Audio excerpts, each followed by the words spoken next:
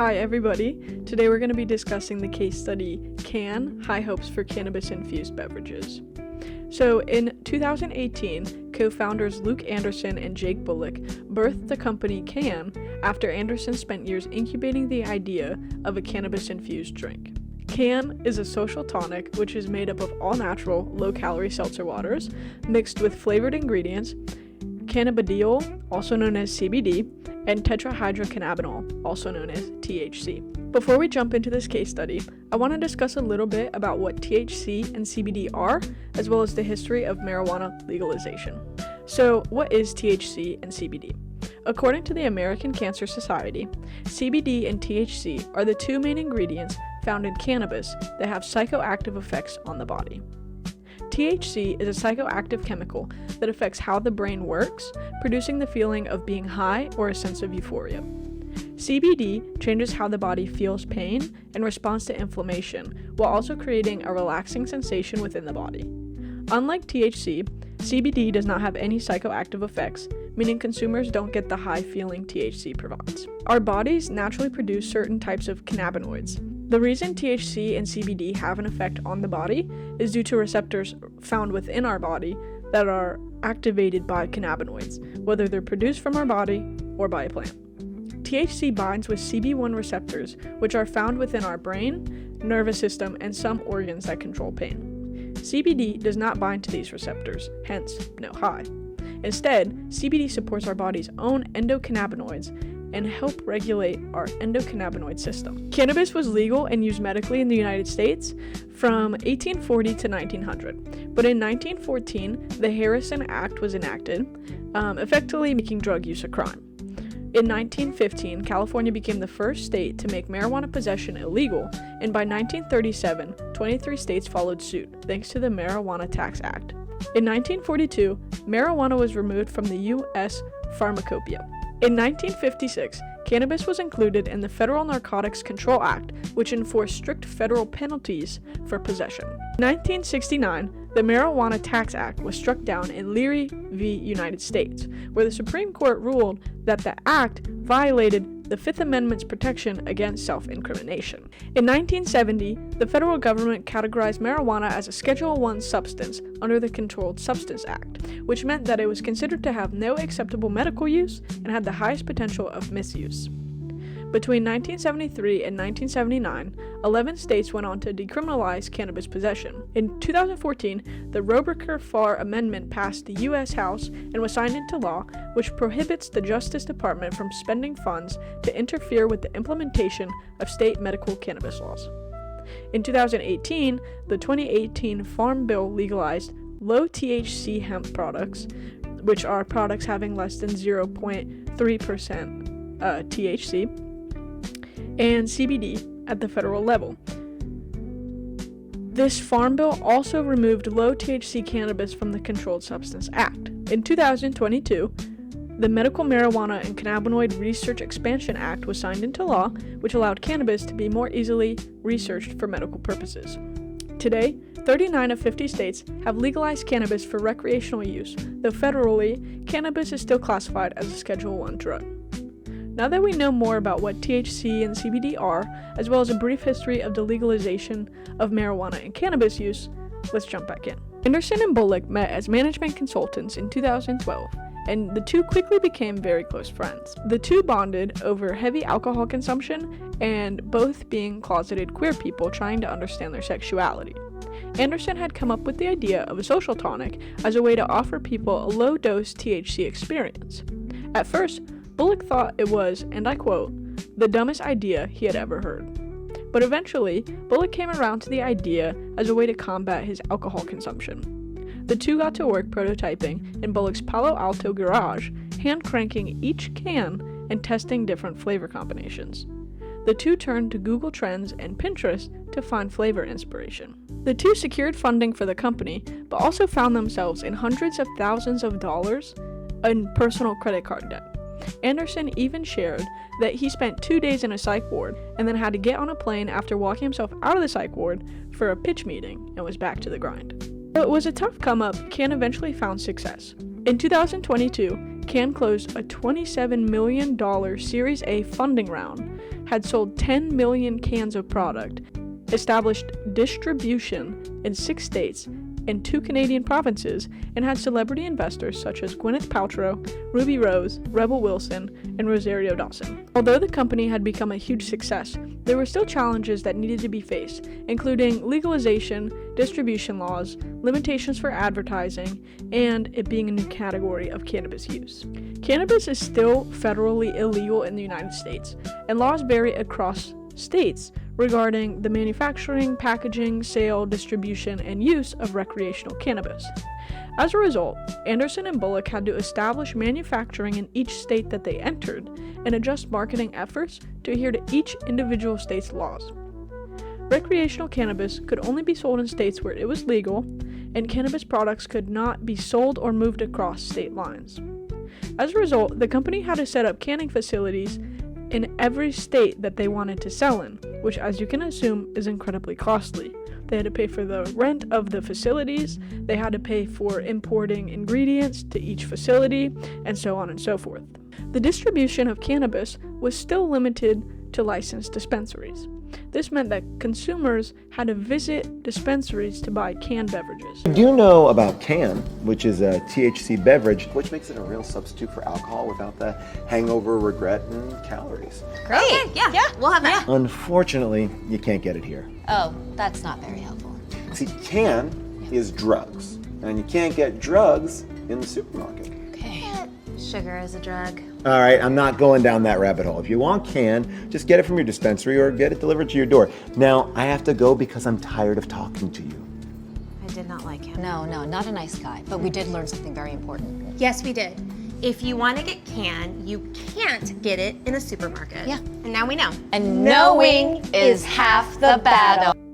The problem with this is that most dispensary consumers were not interested in a low-dose THC experience. Most people that go to dispensaries kind of already have an understanding of what they're looking for, and they most likely want a high-dose THC experience, get the most bang for their buck. A lot of people also are intimidated by going to dispensaries, either from having bad past experiences with THC products, or they're just getting into it and they don't know where to go. They feel overwhelmed with all the choices, and they're nervous about having a bad experience. The target audience for Cann is mainstream consumers, meaning that they're not likely to visit dispensaries. As previously mentioned, they might find it daunting, or scary, or very overwhelming. Advertising for cannabis is still severely limited, even in states where recreational cannabis use is legalized. Media platforms often reject or prohibit ads for cannabis products. Cann relied on SEO and social media marketing as a way to promote their products, but these were also severely limited for 2 main reasons. First, landing pages could not have direct ties to cannabis, and secondly, social media content could not explicitly reference cannabis or active ingredients, make certain product claims, or utilize shoppable features. In a nutshell, Cann could post content, but it couldn't mention that the product had THC in it or engage in direct response or sales marketing. Cann had to get creative with their ads by not mentioning THC specifically or mentioning that the product makes you high. Hi, I'm Adam Devine, and I've partnered with Cann for a brand new drink that'll get you. Oh, that is so interesting because I'm also Adam Devine, and I've also partnered with Cann on a beverage that simply tastes great. Mine's called Blue Ruberry. Mine has 5 milligrams. Mine has the exact same ingredients, but without the fun. All I know is that there are only 2,500 packs of my limited edition Blue Ruberry cans. Same, but if I don't get one of the first 2,500, will mine be different? If you want your exclusive limited edition Blue Ruberry collector's item that will look exactly like the one everyone else has, just go to the link below. Hurry, supplies are running out. Psych, we got tons of this shit. God, I love commerce. And getting same, but without the getting part. 1 flavor, 2 choices.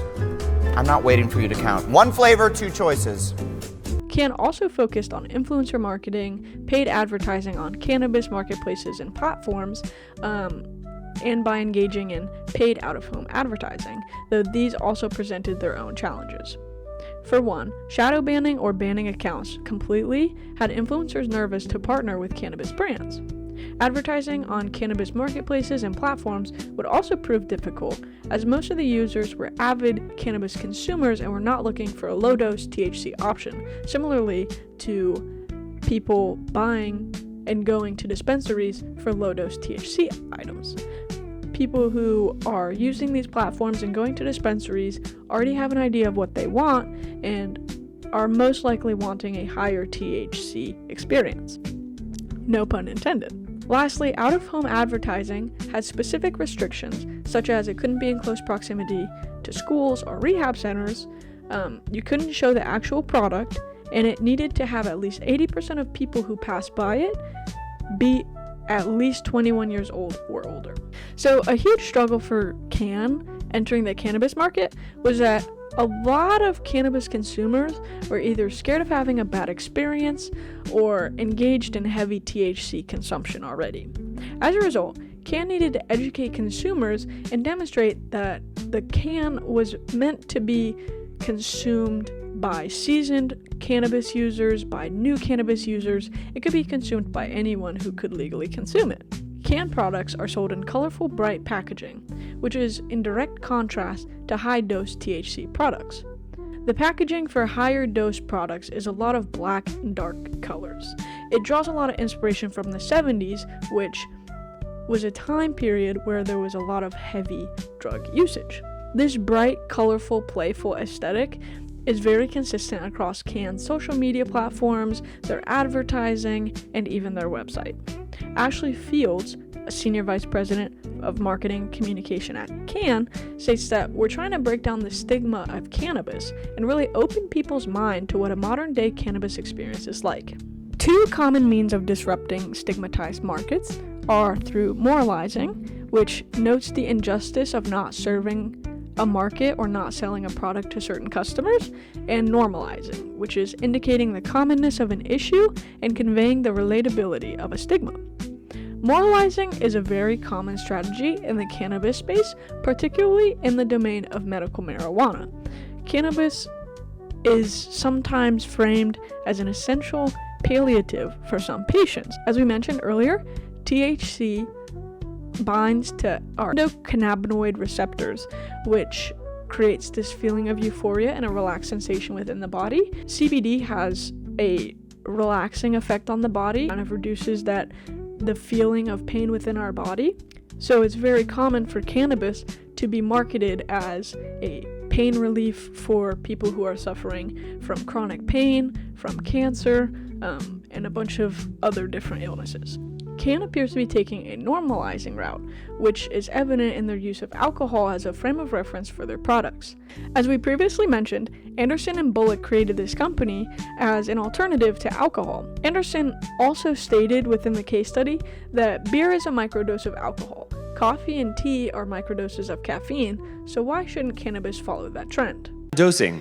We are actually low dose. What does that mean? We talked yesterday about how the cannabis beverages are like going into a bar and drinking all of the alcohol you would drink in the first 10 minutes. You kind of got your 5 to 10 milligram beverages, which is like having 3 martinis in the first 10 minutes.